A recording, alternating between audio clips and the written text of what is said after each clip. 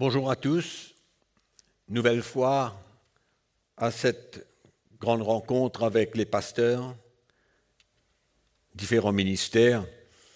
Nous vous souhaitons la bienvenue à chacun d'entre vous avec vos femmes, si elles sont présentes, avec vous dans ces églises hautes ou alors directement en ligne. Donc nous sommes de retour après quelques mois et je suis sûr que la première conférence vous a emmené quelque chose de plus pour vous aider dans votre ministère. Et bien sûr que nous ne voulons pas arrêter là, nous voulons construire sur cette fondation qui a été posée à la première conférence Build. Et nous voulons continuer à construire, à bâtir là-dessus avec plusieurs autres conférences. Et nous voilà aujourd'hui au début de cette deuxième conférence Bâtir. Et je suis sûr que nous serons encouragés encore, édifiés, et que le Saint-Esprit continuera son œuvre pour nous éclairer, nous aider. Parce que l'appel de Dieu, c'est quelque chose quand même de très sérieux. C'est un appel qui vient du Seigneur, qui ne vient pas de l'homme. Et donc, nous sommes tous appelés à prendre l'appel de Dieu au sérieux. Donc, je suis sûr que nous aurons un très bon moment dans la parole de Dieu aujourd'hui et aussi les 3 prochaines sessions de cette conférence. Je voudrais aujourd'hui, avant de commencer, vous rappeler que lors de la première conférence, nous avons parlé de la nécessité de poser un fondement dans notre vie, un fondement dans la vie de l'Église, et je pense avoir expliqué plus ou moins en détail le contenu de ce fondement, la révélation de ce message de la croix de Jésus-Christ, où le chrétien, bien entendu le pasteur aussi bien, doit être prêt à s'identifier aux souffrances de Christ, à perdre sa vie, à se renier soi-même et à laisser l'Esprit du Seigneur travailler, faire son œuvre dans les cœurs de chacun.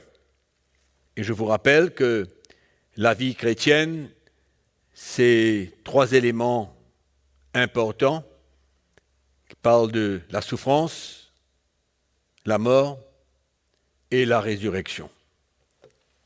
Donc, la croix, c'est l'emblème du christianisme. La croix que Jésus a lui-même pris, il a été à la croix, il a souffert, il est mort, il est ressuscité des morts, et maintenant c'est à nous, les pasteurs, l'Église en entier, pour prendre notre croix à nous.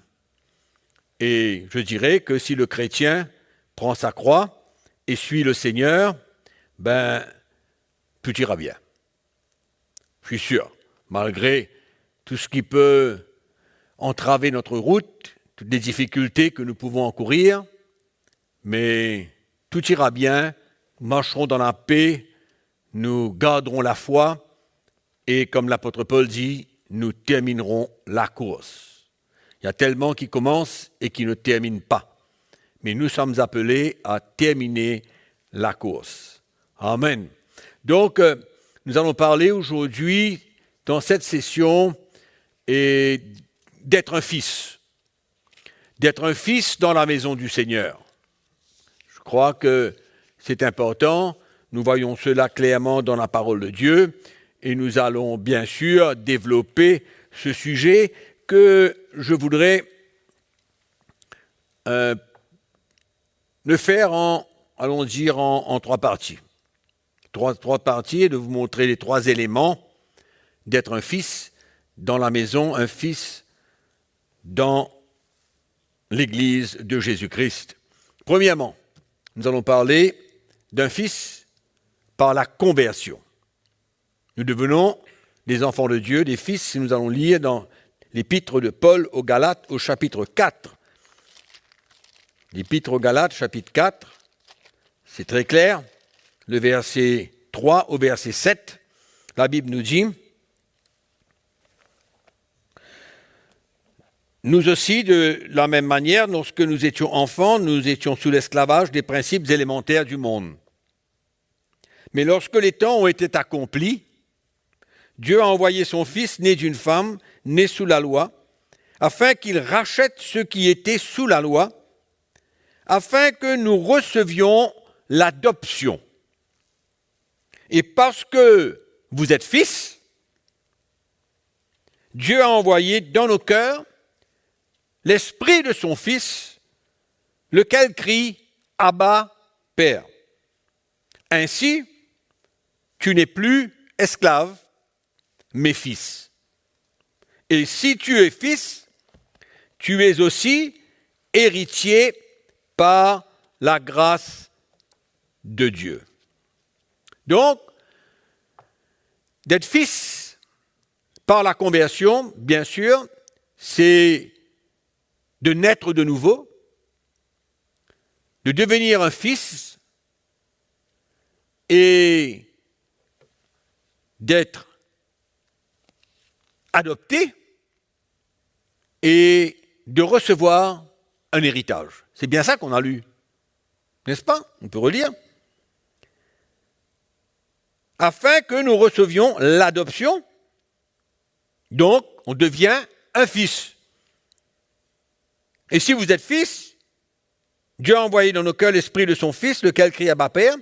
Donc on n'est plus esclaves, la Bible nous dit, mais nous sommes fils. Et si nous sommes des fils, nous sommes aussi héritiers par la grâce de Dieu. Donc la première chose que nous voyons dans ce texte, c'est que nous avons été adoptés, la Bible nous dit, comme fils dans la famille de Dieu, par la foi en Jésus-Christ. Adoptés pourquoi? Parce que nous étions sans Dieu. Nous étions loin de Dieu, nous étions séparés de Dieu, nous n'avions rien à voir avec le Seigneur, nous étions sous l'esclave de l'ennemi, mais maintenant que nous avions cru, par la foi en Jésus-Christ, nous sommes devenus des fils par adoption.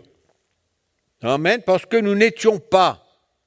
Amen. Donc ça, c'est la première chose que nous devons voir.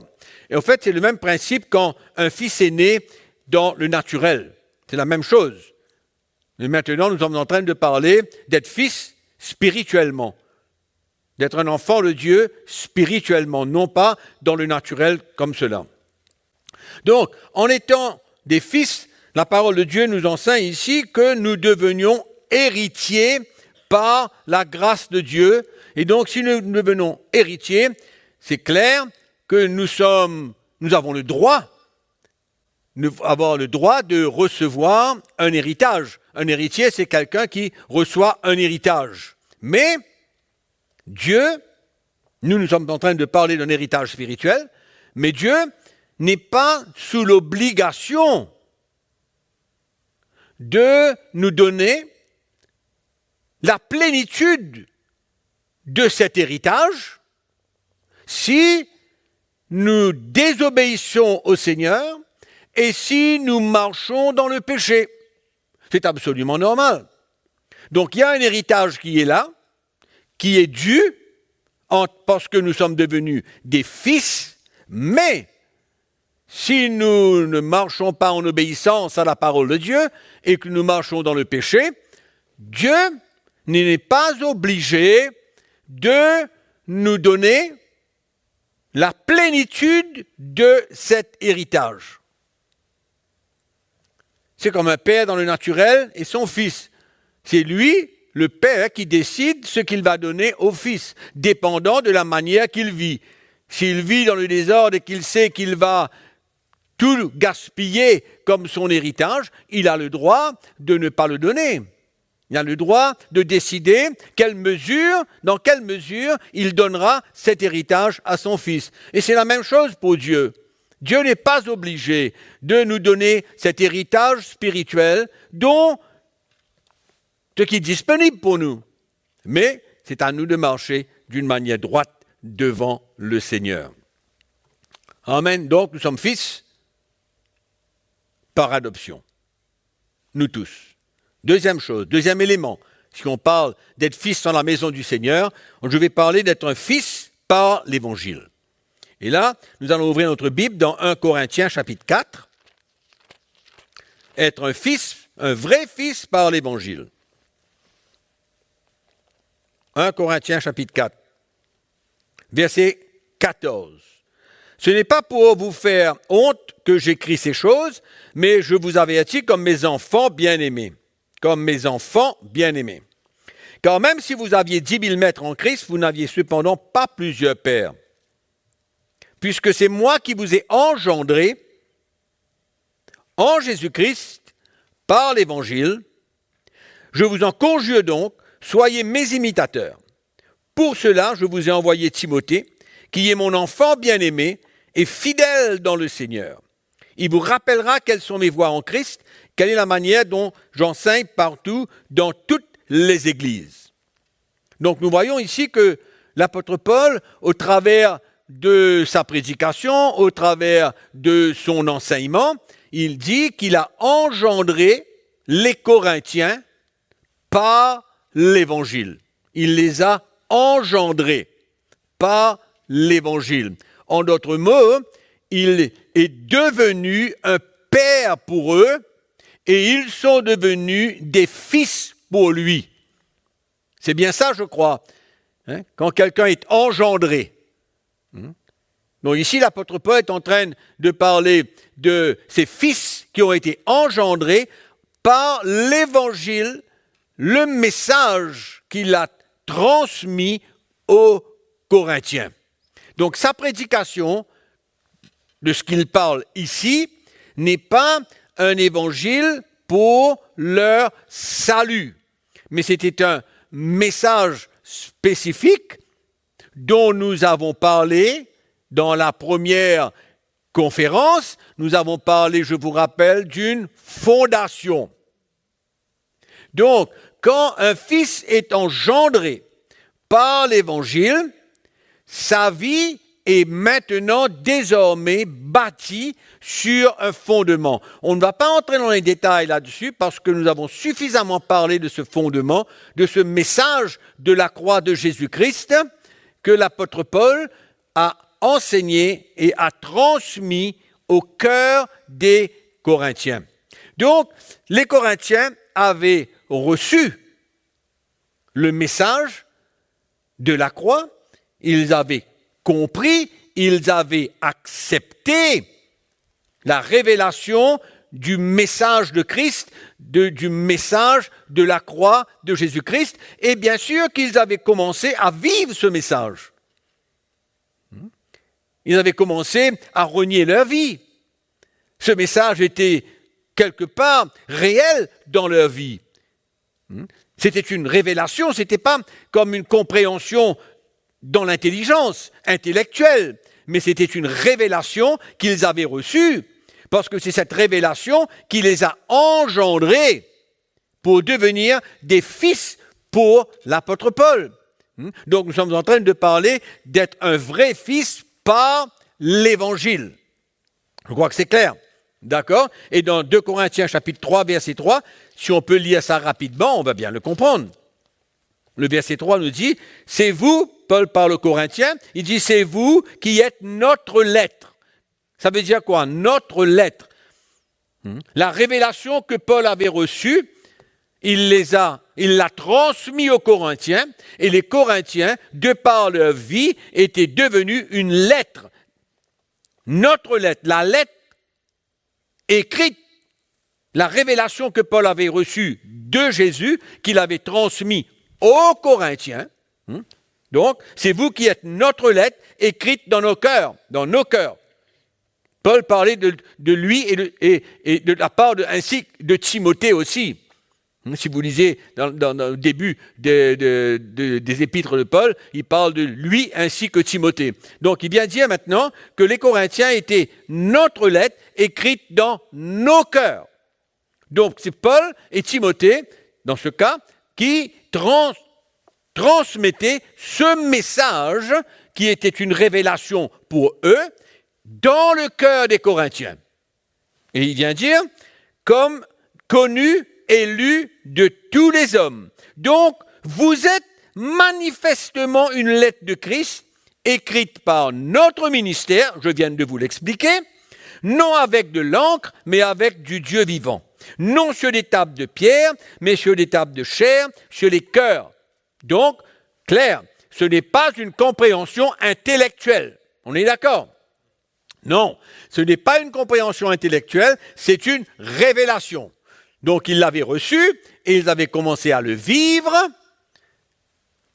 mais par la suite, il y a eu un problème. Une fondation avait été posée, et ils avaient même un témoignage certainement d'une vie transformée, je pense. Finalement, ils ont bien commencé, mais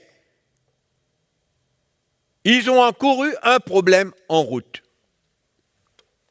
Ils étaient des vrais fils par l'Évangile, on vient de l'expliquer, mais un vrai fils, normalement, il devrait continuer à prendre sa croix et ne pas la déposer en chemin.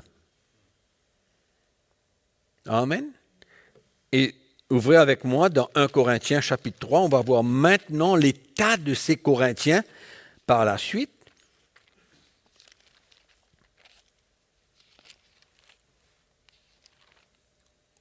1 Corinthiens chapitre 3, verset 1. Pour moi, frères, après avoir entendu parler de l'état des Corinthiens, de la manière qu'ils vivaient, après avoir reçu la révélation du message de la croix, après avoir reçu un fondement, leur vie était posée sur un fondement solide. Maintenant, l'apôtre Paul vient leur dire, pour moi, frères, ce n'est pas comme à des hommes spirituels que j'ai pu vous parler, mais comme à des hommes charnels, comme à des enfants en Christ. Je vous ai donné du lait, non de la nourriture solide, car vous ne pouviez pas la supporter, parce que vous êtes encore charnels. En effet, puisqu'il y a parmi vous de la jalousie et des disputes, n'êtes-vous pas charnels et ne marchez-vous pas selon l'homme? Il y a eu un problème en route, là. Ils ont rétrogradé. Ils vivaient dans le péché. Si vous allez lire un petit peu la première épître de Corinthiens, vous allez voir que l'apôtre Paul vient réfuter maintenant leur style de vie. Il vient leur parler de leur style de vie, de leur attitude, du péché qui les animait, d'un manque de la crainte de Dieu. Il y a toutes ces choses qui se passaient dans cette église de Corinthe. Et ils étaient arrivés au point où ils étaient contrôlés par le côté charnel de leur nature. La chair les dominait. Ils marchaient selon la chair, ils vivaient selon le train de ce monde. Quand vous lisez cette première épître de Corinthiens, mais quand même, on voit une église très, très charnelle.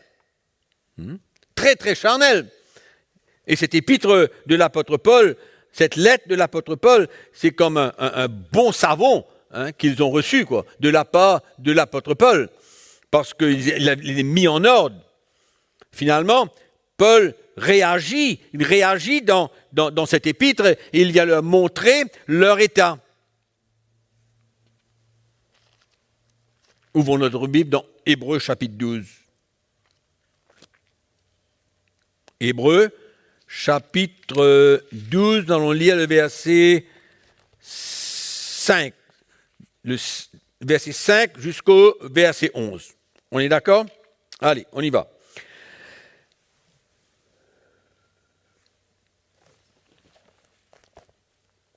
Et vous avez oublié l'exhortation qui vous est adressée comme à des fils.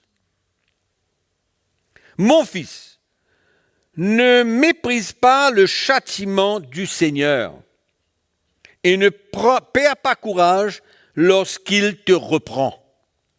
Car le Seigneur châtie celui qu'il aime et il frappe de la verge tous ceux qu'il reconnaît pour ses fils.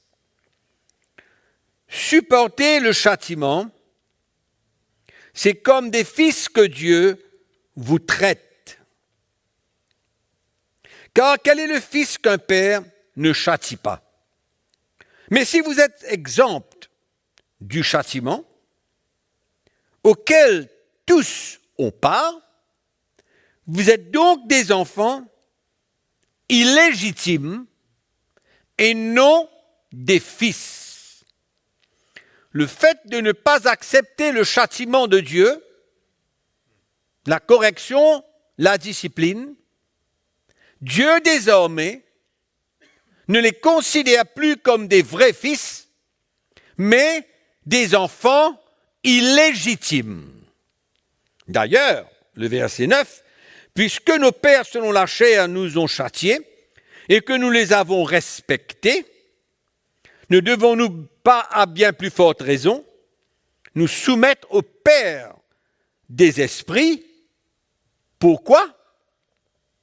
Pour avoir la vie. » C'est bien cela que nous lisons. Pour avoir la vie. Nos pères nous châtiaient pour peu de jours, comme ils le trouvaient bon. Mais Dieu nous châtie pour notre bien, afin que nous participions à sa sainteté.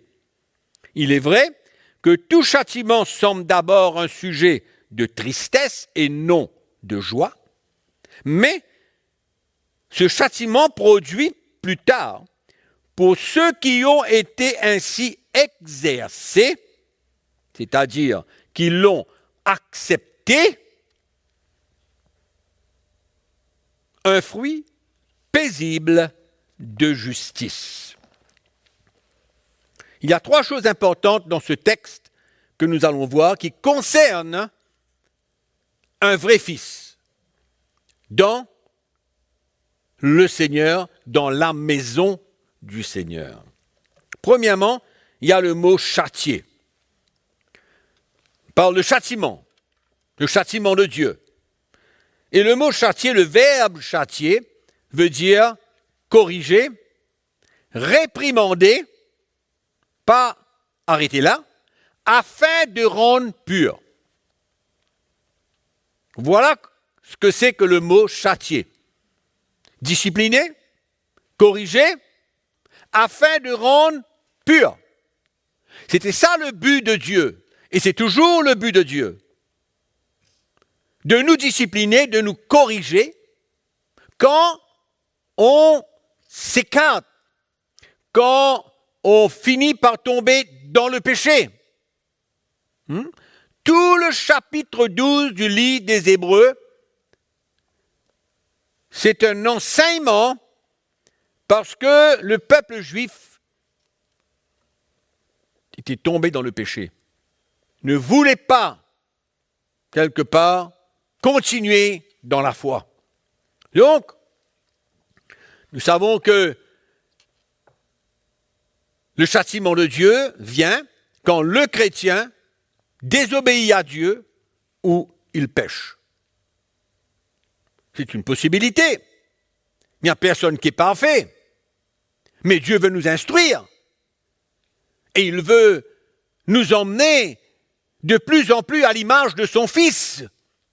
Et il se sert du châtiment, de la correction, de l'instruction pour nous permettre d'arriver de plus en plus comme Jésus, son Fils.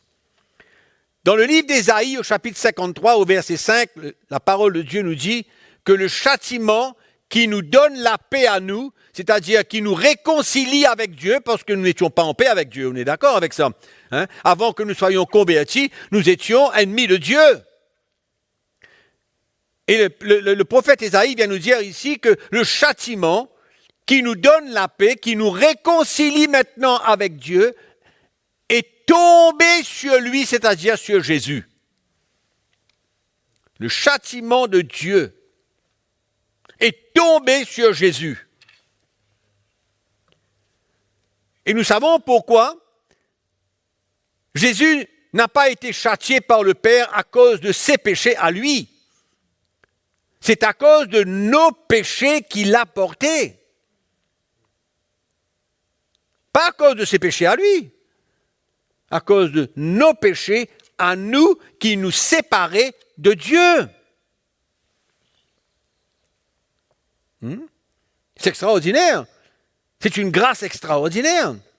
Donc le châtiment qui nous donne la paix, qui nous réconcilie, qui nous met en ordre avec Dieu, si nous le croyons, si nous croyons en son Fils, le châtiment est tombé sur lui. Sa mort sur la croix a été le châtiment du Père. C'est relié à la croix. Le châtiment du Père est relié à la croix. Et le châtiment de Dieu pour nous est aussi relié à la croix que nous avons besoin de prendre.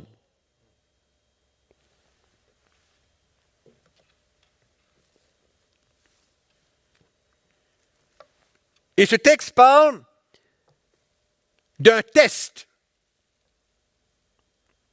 D'un test pour être considéré comme un fils ou comme une fille dans la maison de Dieu, ou alors être un enfant illégitime. Il y a un test là que l'auteur de ce livre est en train de nous faire considérer. C'est un test. C'est quoi? Le test est quoi? C'est d'accepter ou de rejeter la correction de Dieu, la discipline de Dieu, le châtiment de Dieu.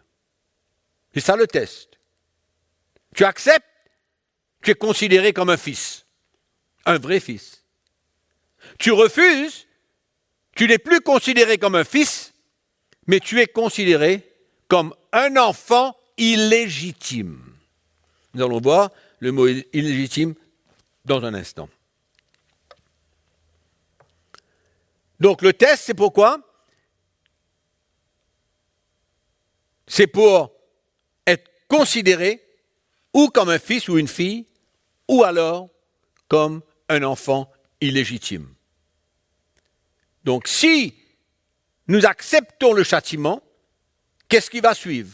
On va accepter de s'humilier, de se repentir sincèrement, afin que cette correction, ce châtiment, porte des fruits dans notre vie.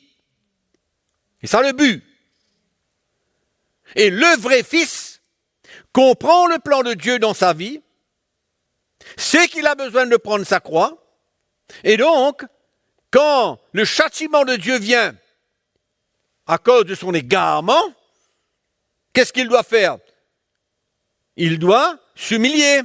Il doit se repentir sincèrement devant le Seigneur, afin que cette correction, ce châtiment, puisse porter des fruits dans sa vie. Et qu'il ressemble de plus en plus à Jésus-Christ. Ou alors, il est un enfant illégitime. C'est quoi d'être illégitime? Le mot illégitime veut dire dans ce contexte que le chrétien, il est dans la maison de Dieu, il est dans la famille de Dieu, mais il ne reçoit pas la plénitude de son héritage. Il faut que ce soit clair. Il est dans la maison, il demeure un enfant de Dieu, il fait part de la famille de Dieu, mais à cause de son attitude, son refus d'accepter, Dieu, comme j'ai dit tout à l'heure, n'est pas dans l'obligation de lui donner tout son héritage. Donc il est privé d'une partie de son héritage spirituel. Nous allons voir tout cela dans un moment. Donc le refus d'accepter la correction, le châtiment de Dieu, le rend un enfant illégitime. Comment? Il faut que ce soit clair.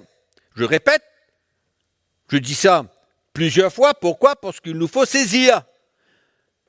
saisi à l'urgence en tant que pasteur, en tant que serviteur de Dieu, d'être un vrai fils dans la maison.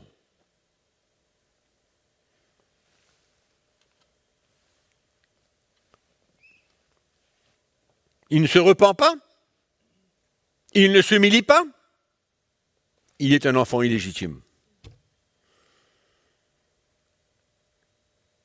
Et l'héritage. Nous savons que l'héritage, nous parlons toujours d'un héritage spirituel. Hein? C'est ça, notre héritage, ce cadeau de Dieu, gratuit, qu'on n'a pas besoin de payer, il est gratuit. Donc si nous acceptons le châtiment de Dieu, nous recevons la plénitude de notre héritage. Peut-être qu'on peut ouvrir dans Éphésiens chapitre 1. L'apôtre Paul parle de cela. Il dit au verset 3, chapitre 1, Éphésiens, verset 3, « Béni soit le Dieu et Père de notre Seigneur Jésus-Christ qui nous a bénis de toute bénédiction spirituelle dans les lieux célestes en Christ. » D'accord? Il parle de bénédiction spirituelle dans les lieux célestes en Christ. Alors, continuons. « En lui, Dieu nous a élus avant la fondation du monde, pour que nous soyons saints et irréprochables devant lui. Il nous a prédestinés dans son amour à être ses enfants d'adoption. » On voit un petit peu les mêmes mots que nous retrouvons ici dans Éphésiens chapitre 1er.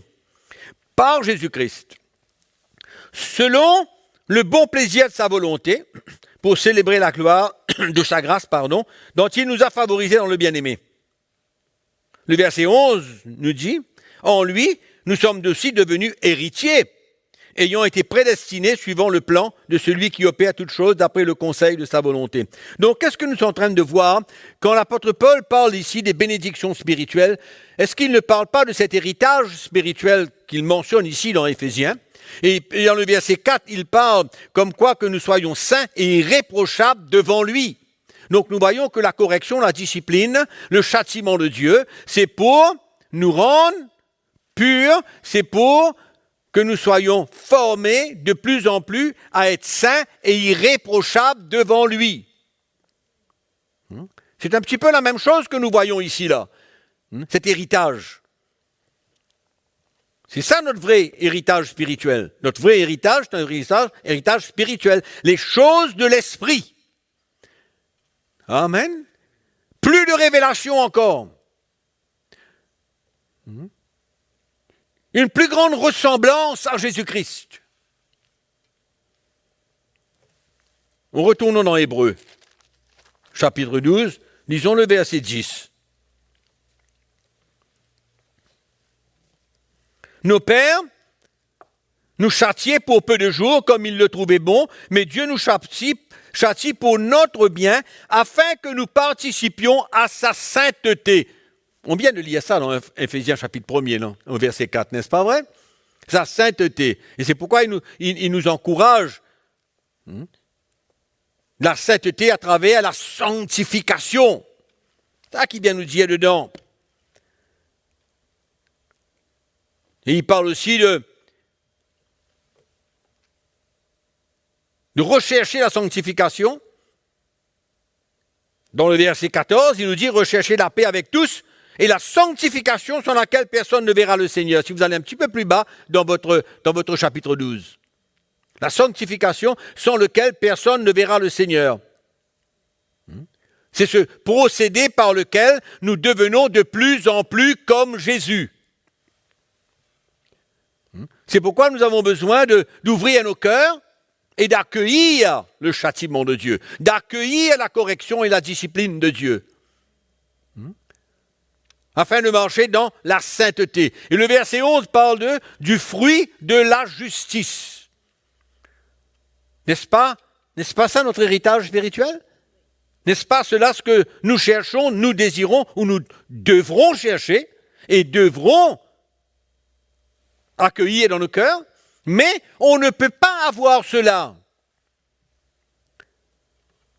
Cette partie de cet héritage, nous ne pouvons pas la recevoir si nous demeurons des enfants illégitimes.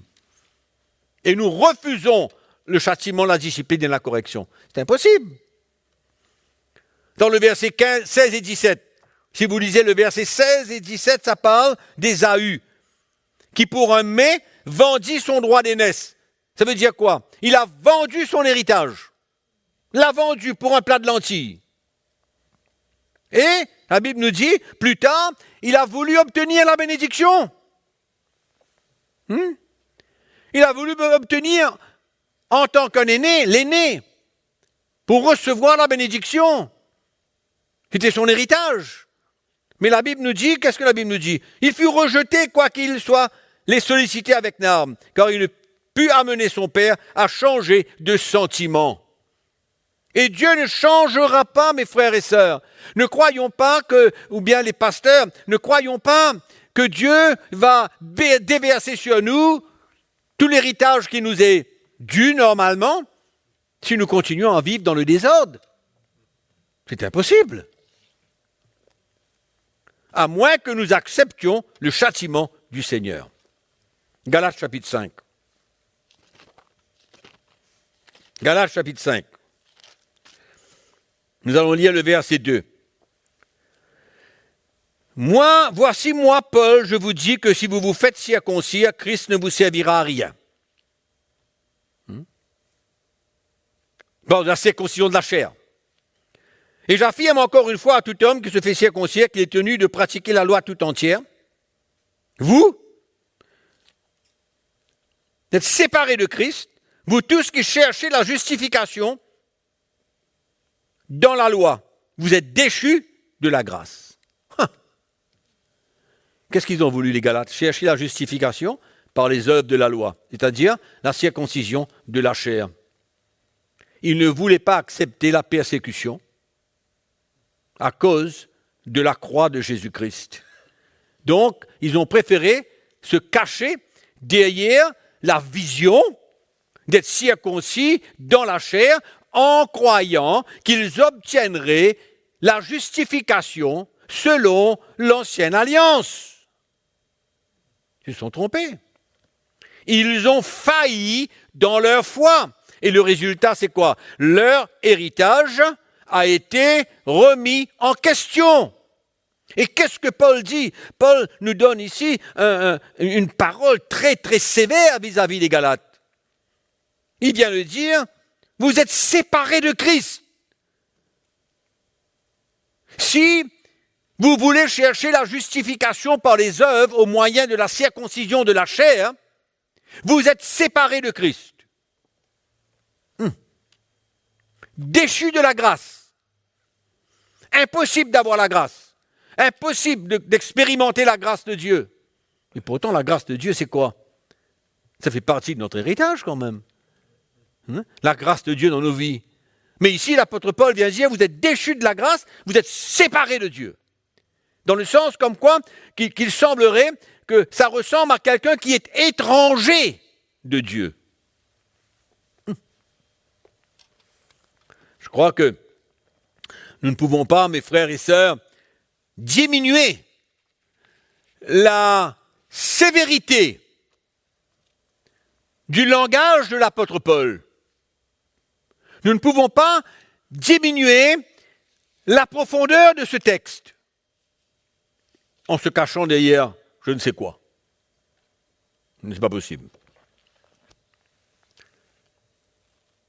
C'est comme un mari qui est toujours marié avec sa femme, mais qui est séparé d'elle et ne vit pas avec elle. Voilà ce que ça ressemble dans le naturel. C'est exactement ce que ça ressemble dans le naturel. Un mari qui est séparé de sa femme, il est toujours marié, mais il est séparé de sa femme, il ne vit pas avec elle. C'est exactement ça. C'est pourquoi un fils est reconnu par la manière qu'il réagit vis-à-vis, premièrement, comment est-ce qu'on reconnaît un fils? Comment Paul avait reconnu que Timothée, que nous allons voir, était un vrai fils, son enfant bien-aimé? C'est tellement qu'il avait suivi un petit peu la vie de Timothée.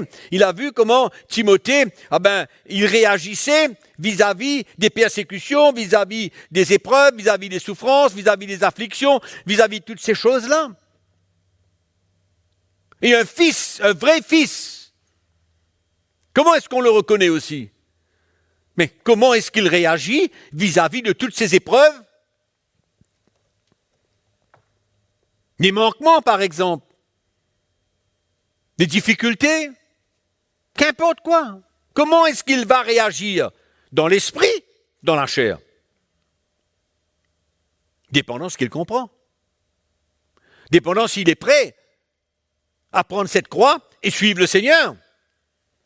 Et quand il le fait, sa vie change. Et il devient un témoignage d'une vie transformée par le Seigneur. Un fils, on le voit grandir. Et le fils grandit au travers de toutes ces expériences qu'il vit. Et la correction de Dieu, quand il s'éloigne, quand il prend un chemin tordu. Ah ben, c'est ça. C'est pourquoi aujourd'hui dans les églises, c'est pas si on trouve beaucoup de fils, mais il devrait y avoir des fils et des filles. Mais bien sûr qu'il y a aussi des enfants illégitimes. Des chrétiens qui ne veulent pas accepter la correction de Dieu, le châtiment de Dieu. Et si vous lisez dans Romains chapitre 16, en tout entier, allez lire le chapitre 16 de l'épître de Paul aux Romains, vous allez voir que Paul a reconnu la part que ses frères et sœurs ont portée pour aider l'Église à grandir spirituellement. Ils étaient des fils et des filles dans la maison. Ils étaient engendrés par l'Évangile. Ils étaient devenus des fils pour l'apôtre Paul. Et c'est ça que l'Église doit produire aujourd'hui. Des fils et des filles, et non pas que des bonnes personnes. Pas que des bonnes personnes.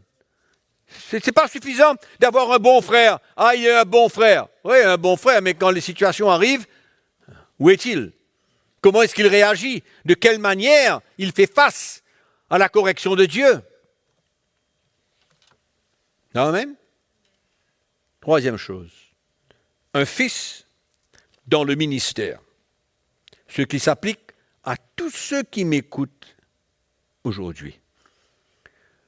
À tous ceux qui sont appelés du Seigneur dans le ministère. Que vous soyez un pasteur, qu'importe ce que vous êtes, un évangéliste, qu'importe ce que vous êtes. Il est absolument essentiel pour vous être un fils pour être dans le ministère.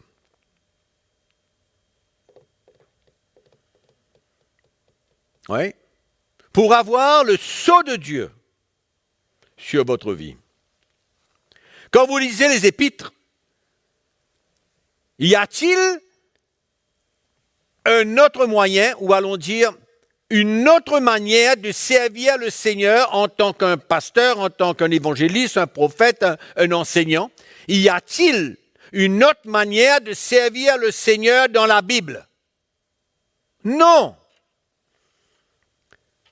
Dans toutes les épîtres, vous verrez cette relation entre Paul et tous ces fils qu'il y avait dans le ministère pour servir le Seigneur avec lui dans cette grande équipe. Il n'y a aucun autre moyen. Un enfant illégitime n'est pas prêt pour le ministère. Il n'est pas prêt.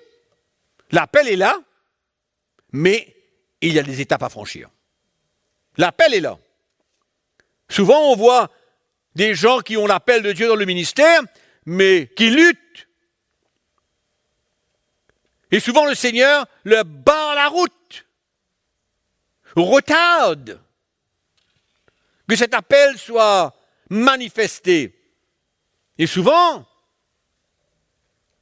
le leadership de l'Église même a besoin de prendre sa responsabilité et de ne pas lancer des gens dans le ministère, même s'ils ont l'appel de Dieu, sans qu'ils aient montré qu'ils sont des vrais fils, en acceptant la correction, en le voyant grandir, prendre sa croix et suivre le Seigneur.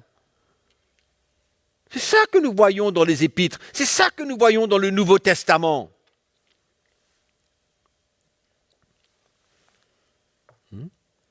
Ça concerne tous les pasteurs, tous les prédicateurs de l'Évangile. Afin qu'ils puissent bâtir sur le fondement qui a été posé. Un fils, il est capable de bâtir sur le fondement.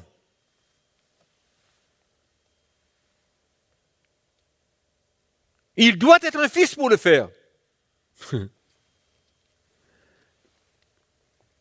Et je répète, le vrai fils est celui qui accepte le châtiment du Seigneur, la correction du Seigneur. Vous savez, souvent, il y a une attitude chez les pasteurs qui croient souvent que, pour eux, ils n'ont jamais besoin d'être repris, jamais besoin d'être corrigés, jamais besoin d'être châtiés par le Seigneur, confrontés. Non, ça c'est pour les chrétiens, c'est pas pour nous. Nous sommes arrivés, on a nos certificats, quelqu'un nous a mis dans le ministère, ou bien nous nous sommes mis nous-mêmes dans le ministère, ça c'est une autre histoire. Mais souvent les pasteurs ont cette attitude, que pour eux, c'est fini, ils sont dans le ministère maintenant, ils n'ont plus besoin d'être réprimandés par personne, ni corrigés, rien. Ils pensent que ce genre d'expérience, c'est que pour les chrétiens, c'est pas pour eux. Non. Mais tous les pasteurs doivent se retrouver à l'école de la perfection. Qui que vous soyez, qu'importe si vous êtes bishop, si vous êtes surintendant, si vous êtes je ne sais pas quoi encore, qu'importe le ministère que vous êtes, nous sommes tous à l'école de la perfection. Et nous avons besoin d'accepter la correction, le châtiment du Seigneur. Prendre notre croix et suivre le Seigneur Jésus. Ça ne peut pas être autrement.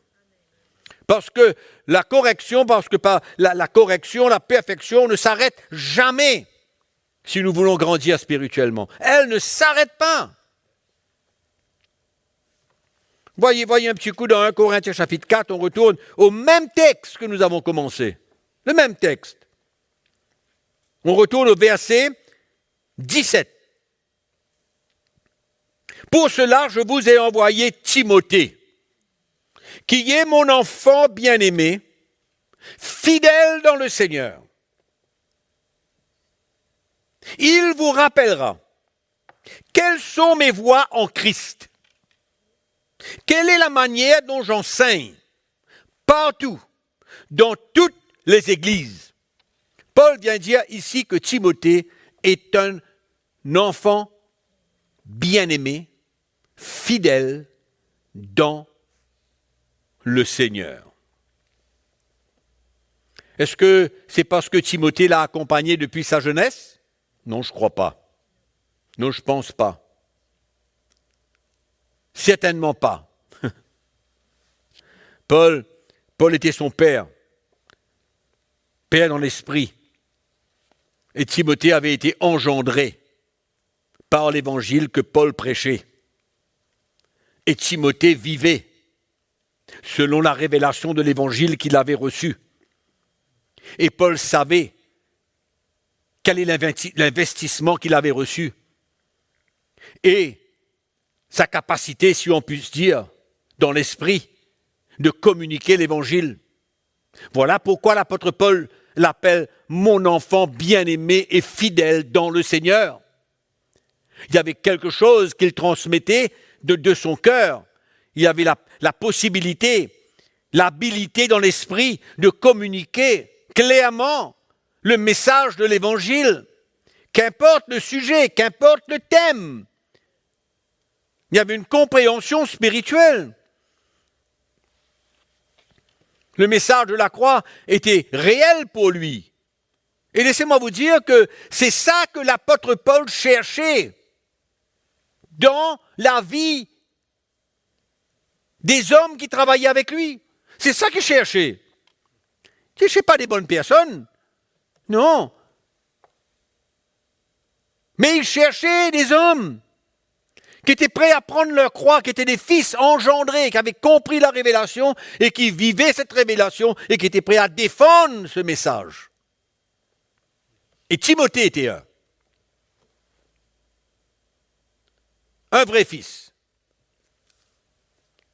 Et c'était ça, la partie du ministère de ceux qui avaient été engendrés, que Paul cherchait dans la vie des vrais fils. Ouvrez votre Bible dans Philippiens chapitre 2. Nous allons lire le verset 19. Philippiens chapitre 2, verset 19. J'espère dans le Seigneur Jésus vous envoyer bientôt Timothée, afin d'être encouragé moi-même en apprenant ce qui vous concerne. On voit la fidélité de Timothée, qui allait rapporter à Paul exactement quel était l'état des Corinthiens. Car je n'ai personne ici, écoutez cette phrase, je n'ai personne ici qui partage mes sentiments pour prendre sincèrement à cœur votre situation. Tous en effet cherchent leur progrès, leurs propres intérêts, et non ceux de Jésus-Christ. Vous savez qu'il a été mis à l'épreuve. Voilà. En se consacrant au service de l'Évangile avec moi, comme un enfant avec son père. Comme un enfant avec son père. Voilà, c'est ça qui était vraiment le point principal, l'élément principal dans la vie de Timothée. C'était ça que Paul voulait voir, voulait chercher. Il avait trouvé cela en Timothée. Et dans beaucoup de fils. Donc, c'est une déclaration assez, quand même, sérieuse que l'apôtre Paul fait ici. Quand il parle qu'il n'y a personne ici qui partage. Il me dit quelque chose d'extraordinaire. Qui partage mes sentiments. Car tous cherchent leurs propres intérêts, non ceux de Jésus-Christ. Paul était concerné par la qualité de l'évangile qui devait être annoncé dans les églises. Il avait posé un fondement et il était concerné par l'évangile ou les messages qui devaient être ajoutés sur le fondement qu'il avait posé. Et il était très concerné par la qualité de l'évangile qu'allaient transporter les hommes qui allaient travailler à ses côtés, qui allaient être membres de cette équipe apostolique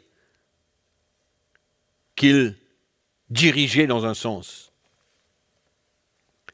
Il voulait être certain que ceux qu'il envoyait dans les églises allaient représenter l'évangile comme il se doit. Il voulait être certain de cela. Que ceux qui formaient partie de cette équipe apostolique, ils étaient tous engendrés par l'évangile. Des vrais fils, comme Timothée et beaucoup d'autres. Amen. C'est pourquoi il y a l'appel, une chose. Mais il y a aussi de devenir ce fils, d'être engendré par l'évangile, saisir la révélation de l'évangile. Et Paul vient dire ici que les fils ne cherchent pas leur propre intérêt.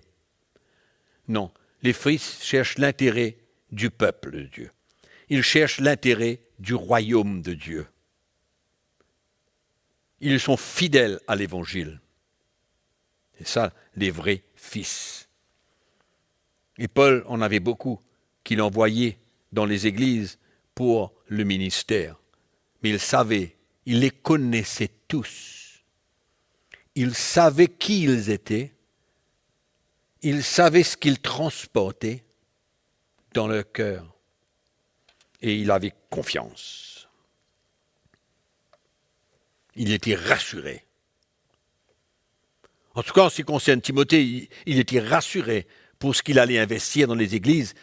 Parce que la Bible nous avait dit, on l'a lu tout à l'heure dans 1 Corinthiens chapitre 4, on a lu comme quoi que Timothée était capable de rappeler aux chrétiens la manière que Paul enseignait dans toutes les églises. Il était capable de transmettre tout cela. Donc un fils doit être capable de transmettre l'évangile comme il se doit.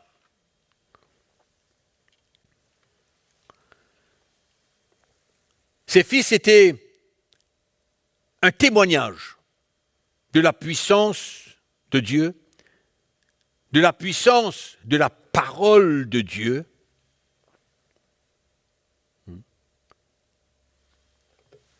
Ils étaient un témoignage de cette puissance de Dieu pour les transformer par leur conduite, par leur persévérance, par leur fidélité, par leur soumission, par leur générosité, dans 2 Corinthiens chapitre 8. Il va bien loin, l'apôtre Paul.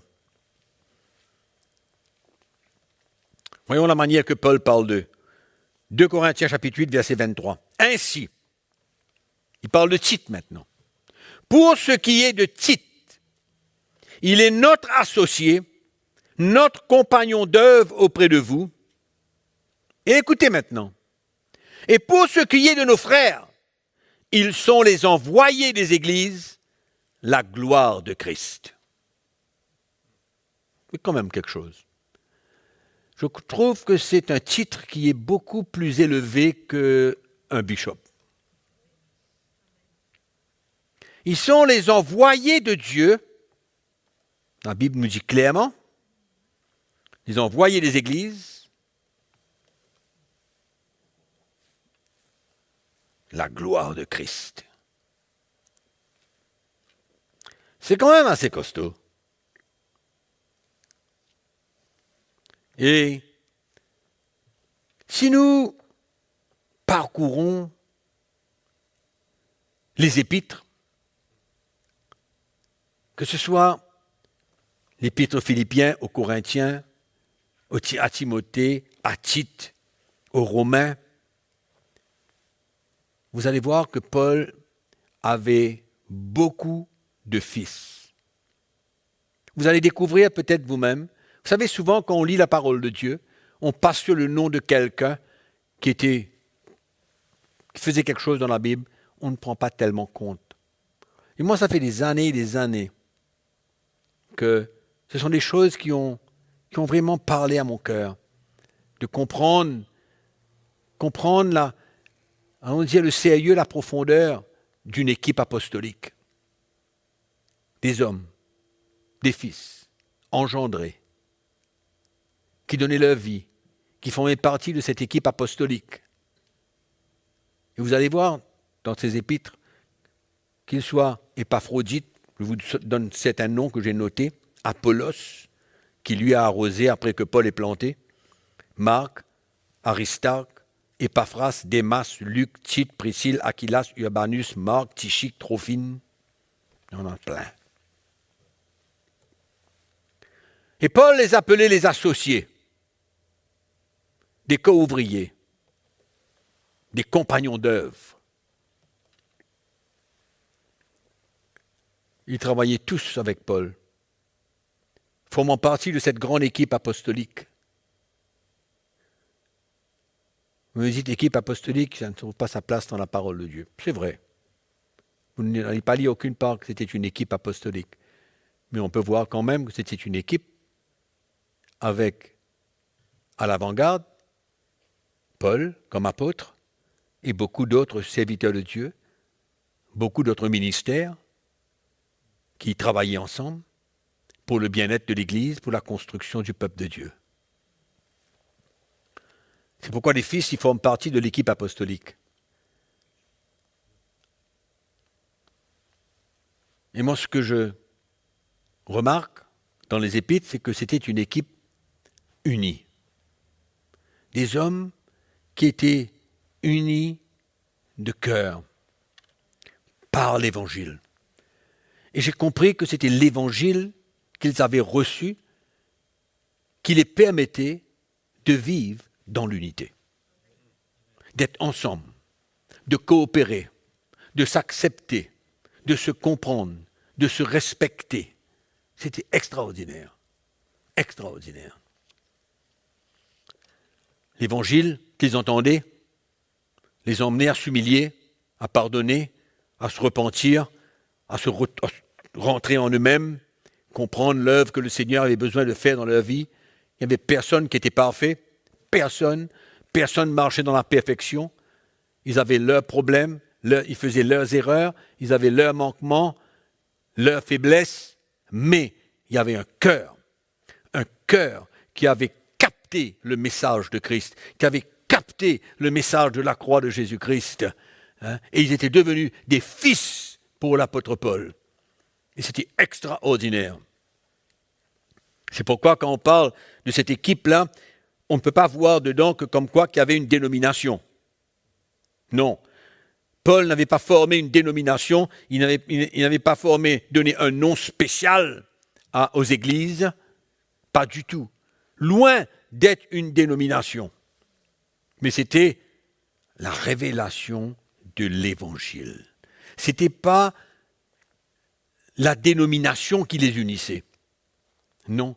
Ce n'était pas le nom de l'Église qui les unissait. C'était l'Évangile. L'Évangile que ces hommes, ces fils, avaient reçu dans leur cœur, qui étaient prêts et disposés à vivre cet Évangile et à défendre l'Évangile. Vous réalisez un coup comme tous ces hommes, tout ce qu'ils étaient prêts à faire. C'est normal que le Seigneur avait uni leur cœur.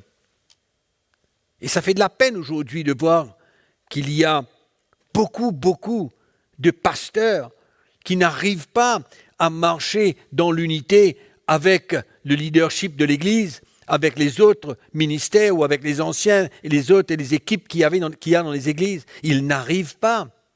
Il y a toujours de la compétition, la division, des départs, où chacun va un petit peu dans sa propre direction.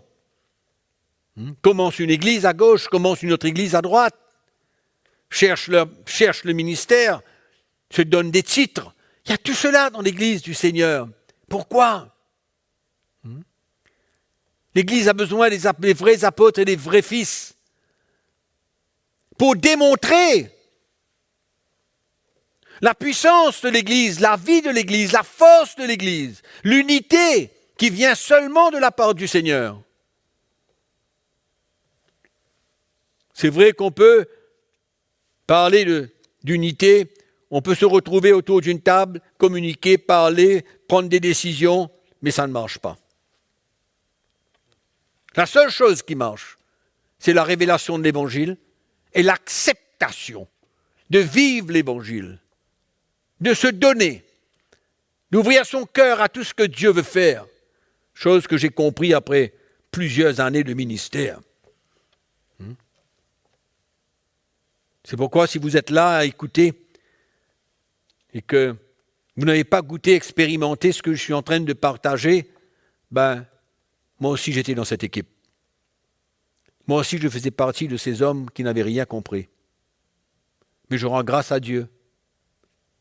Ça fait des temps qu'au fur et à mesure, mes yeux se sont ouverts et j'ai compris ce message de Christ. Et je peux vous dire que tout a changé. Que ce soit dans ma vie, ma famille, mon foyer, l'Église, mes relations avec les serviteurs de Dieu, avec les chrétiens. Ce message de Christ ne vous élève pas pour être supérieur aux autres. Ça fait exactement le contraire. Quand je réalise qu'il y a des serviteurs de Dieu qui n'arrivent pas à rencontrer le pasteur ou un ancien parce qu'il est entouré. Il est comme dans une cage. Il est tellement élevé sur son trône qu'il ne peut pas parler librement avec un chrétien. D'avoir une communion libre, simple avec un chrétien. Il y a des pasteurs qui n'arrivent même pas à passer un moment de joie, de rire avec un chrétien. Ils sont tellement élevés sur leur trône. Et comment travailler en unité dans cet état d'esprit? Non, ce n'est pas l'esprit de l'Évangile, chose que nous allons parler plus ou moins en détail dans la prochaine session. Donc, on va parler de soumission avant de terminer. Dans la parole de Dieu, dans les évangiles, dans les épîtres, nous voyons que les fils sont soumis aux apôtres qui sont leurs pères. Parce qu'il les a engendrés. C'est lui, par l'évangile, qui les a engendrés par l'évangile apostolique. L'évangile que les premiers apôtres prêchaient, qui n'était aucunement différent de tous les enseignements de Jésus. Donc c'est ce message qui avait engendré les fils et qui les donnait un cœur pour se soumettre à leur Père. C'est ça que nous voyons dans la parole de Dieu. Ils avaient compris qu'il y avait une autorité au-dessus d'eux. Ce n'est pas parce qu'ils étaient engendrés dans l'Évangile qu'ils sont entrés en compétition. Non. Un fils connaît la place qu'il doit être. Un fils sait où il se positionne dans la relation qu'il a avec son père. Ce n'est pas une relation éloignée. Ce n'est pas une relation autoritaire. Pas du tout. C'est une relation de cœur. Et nous pouvons voir que dans cette équipe apostolique, Paul était un petit peu le ministère principal. Je ne sais pas comment vous expliquer ça, pour ne pas essayer de démontrer que Paul était un homme très très spécial et que comme quoi qu'il était au-dessus de tout. Ce n'est pas du tout dans cette attitude-là. Mais quand même, nous voyons qu'il était un petit peu le moteur et qu'il avait une certaine direction et qu'il avait cette relation avec ses fils. Et nous voyons ça dans les épîtres. Il y avait cette relation très proche qu'il avait avec les différents anciens des églises. Paul avait cette relation avec eux. Qui c'est qui a écrit toutes les épîtres à toutes ces églises? Est-ce que ces églises étaient inconnues de Paul? Est-ce qu'il écrivait à une église sans la connaître, sans connaître les anciens? Non, certainement pas. Nous voyons la relation que Paul avait avec les anciens de l'église, d'Éphèse et tout. C'était une relation de l'esprit, une relation spirituelle. Ce n'était pas une relation basée sur un passé amical ou quoi que ce soit, non. C'était du sérieux. Mais en même temps, il y avait une liberté. Donc c'était ça, commence à travailler dans cette équipe. Donc il y avait cette relation avec les églises, avec les frères, avec les sœurs, avec les chrétiens, avec les anciens. Oui, c'était comme ça. Et quand nous voyons cela, nous réalisons que Paul n'avait pas de choix. Il n'avait pas de choix, c'était son appel d'être ce qu'il était. C'était son appel d'être ce qu'il était. Et il n'avait pas de choix. Paul dit aux Corinthiens, « Malheur à moi si je ne prêche pas l'Évangile. » Et si vous allez lire dans Actes chapitre 20, verset 17 et le verset à partir du verset 28 après, vous allez voir comment Paul parle aux anciens de l'église d'Éphèse. On voit réellement une relation profonde, spirituelle, d'un père qui avait à avertir les anciens de l'église pour la protection du troupeau de Dieu, des choses qui allaient arriver, et les mettre en garde, et les préparer pour cela.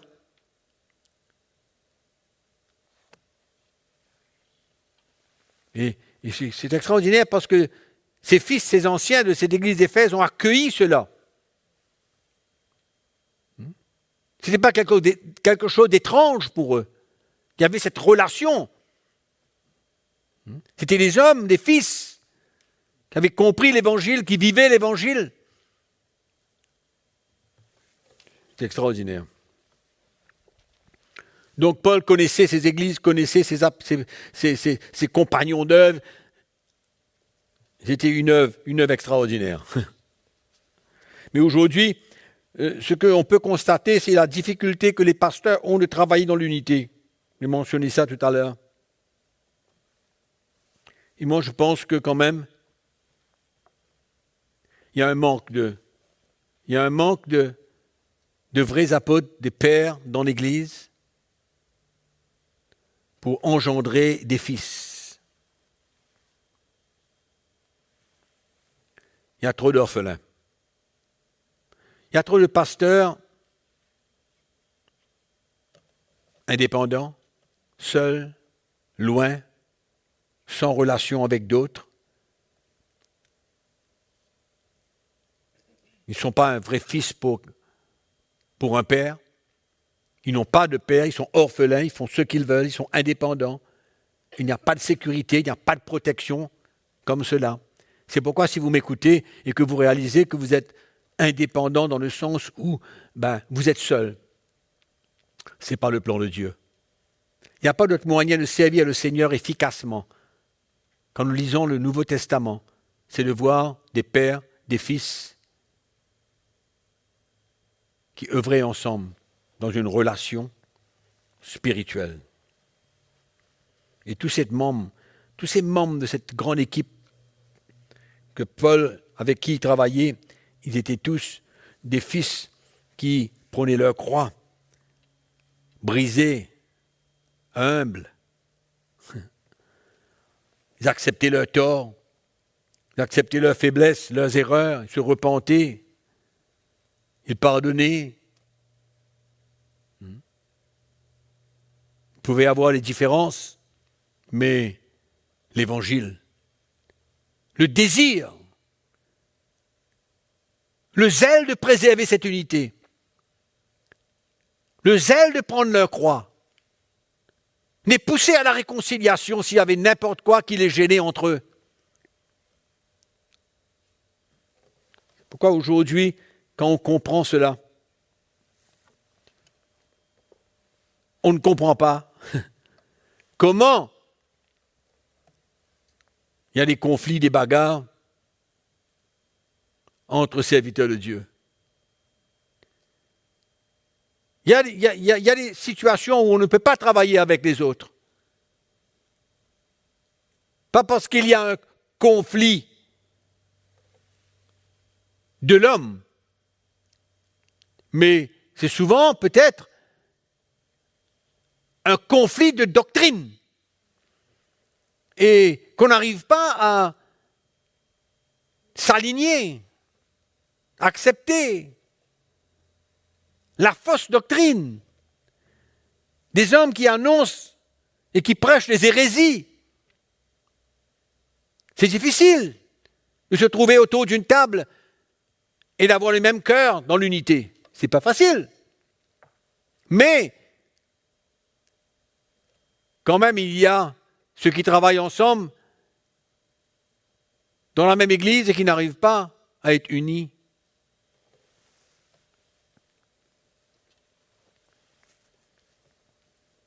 Parce que ils ne sont pas prêts à reconnaître leur propre état, leur manquement. Parce qu'ils n'ont pas eu la grâce de goûter au vrai message de Christ. Je dis toujours, la majorité des jeunes pasteurs aujourd'hui sont ignorants. Ce n'est pas une accusation, c'est ni un reproche. Mais c'est un peu une réalité. Ignorants du message de la croix de Christ. Quand l'homme reçoit ce message, cette révélation dans son cœur, il y a une nouvelle foi qui l'anime, il y a une nouvelle espérance, il y a une nouvelle vision pour l'Église. Quand vous êtes un fils dans la maison,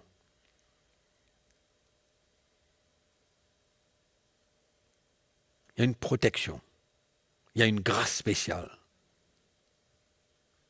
C'est pourquoi c'est difficile à comprendre. Comment est-ce qu'on peut rejeter un évangile qui nous conduit à devenir des fils, qui nous conduit dans une relation de père et de fils, par orgueil, par peur, par crainte, qu'importe la raison.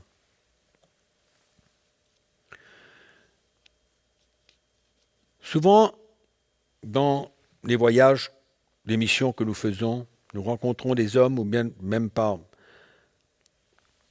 la voie de l'Internet et tout ça. On reçoit des questions. Comment être membre de CTMI? Mais je vais vous dire aujourd'hui que ce n'est pas une question d'être membre comme être membre d'un club, d'une dénomination. Mais une chose est certaine, si on veut travailler ensemble, se joindre à cette équipe, ce qui nous concerne, nous, c'est que nous avons besoin de reconnaître des hommes qui sont prêts à vivre, à prêcher, à défendre le vrai message de Christ, qui ont un témoignage d'une vie transformée. Et dans la plupart du temps, ça commence par la vie d'un couple. Souvent, les pasteurs ont tellement de conflits, de bagarres, de divisions dans leur foyer. Et le message de la croix de Christ vient, comment dire, confronter cet état dans la vie d'un couple. Et quand nous voyons, nous reconnaissons le travail de Dieu, la main de Dieu, la croissance spirituelle, la guérison de ce foyer, et d'entendre le témoignage, et d'entendre la qualité du message qui est annoncé, on ne devient pas membre de CTMI, mais on peut venir se joindre à tous ces milliers de pasteurs dans le monde, et la plupart en Afrique, qui ont saisi le message, l'évangile, et qui le vivent. Et cette relation commence, se fortifie, et on peut s'entraider, se soutenir, se supporter, et de travailler ensemble. Ça, c'est la vision. Ça, c'est la vision de CTMI. C'est le message, c'est la révélation de l'Évangile. C'est rien d'autre que ça. C'est pourquoi, c'est pas parce que vous entendez un message et que vous dites « Ouais, c'est super » que vous faites votre application. C'est tout un chemin. C'est toute une étape après étape. C'est toute une suivi. C'est une relation.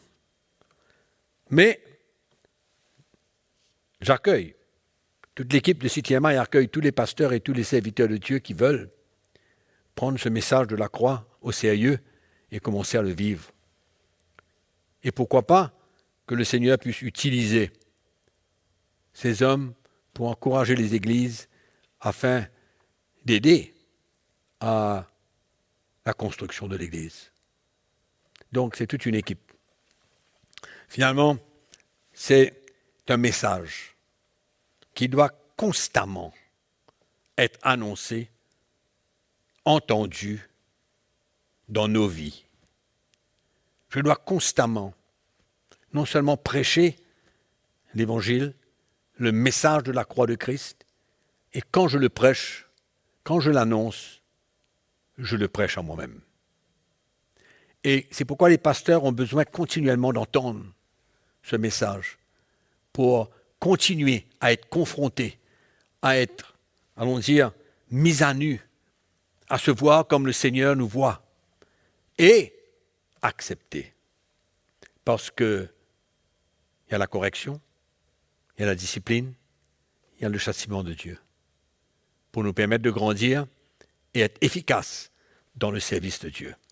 C'est pourquoi cette équipe d'anciens, de fils, ils sont prêts à accepter le brisement pour la construction de l'Église. Et donc, voilà pour cette session. Je termine en disant que l'Église a besoin des vrais apôtres, des vrais fils dans l'Évangile. Il faut arrêter d'être orphelin. Il y a une main tendue. Il y a une porte ouverte pour recevoir l'Évangile et commencer à construire, établir une relation. Et je pense que c'est le temps de ressentir le cœur des vrais serviteurs de Dieu afin de pouvoir travailler ensemble pour la construction de l'Église. Après avoir entendu ce message, peut-être que vous pourrez vous poser certaines questions. Êtes-vous sous une autorité ou êtes-vous seul ou êtes-vous votre propre autorité? Laissez-moi vous dire que ça n'existe pas. Que quelqu'un peut être sous aucune autorité. Ce n'est pas d'être affilié à une organisation, non. Non, c'est travailler ensemble avec un cœur de soumission. Une dernière question.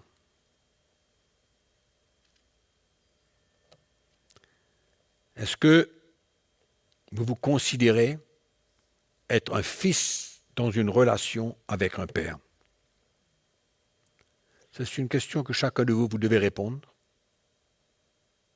parce que c'est le seul moyen de vraiment construire l'Église de Jésus-Christ. Je termine en disant que si vous travaillez seul, vous êtes indépendant dans le sens de travailler seul. Peut-être que vous ne connaissez aucun autre moyen, aucune autre manière de travailler, mais c'est dangereux.